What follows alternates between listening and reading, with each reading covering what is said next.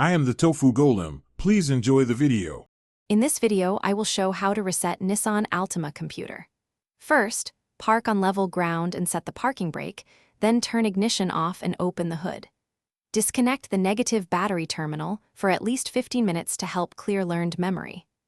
Reconnect the terminal, then start the engine and let it idle for several minutes so the ECU relearns normal parameters before driving. Be safe and prepared before you reset the computer. Gather insulated pliers, gloves, and a wrench that fits your battery terminal, and keep eye protection handy. Note your radio or security code and any stored settings that may erase.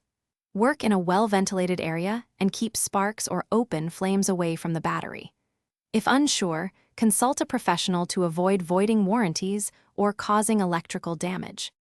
If you're finding this video helpful, please subscribe and like so I can make more clear car guides. Quick recommendation: a great read is The Simple Path to Wealth.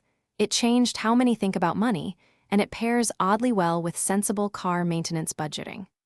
Check the description for the link and other deals, and if you loved it, consider grabbing a copy to save for future projects. Now let's get back to the video.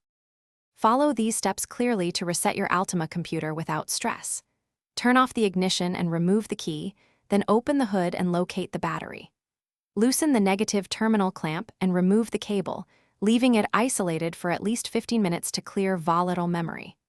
Reattach the negative terminal securely, start the car, and let it idle several minutes so the ECU reads sensors and relearns normal settings. Thanks for watching. Consider subscribing if we helped you today.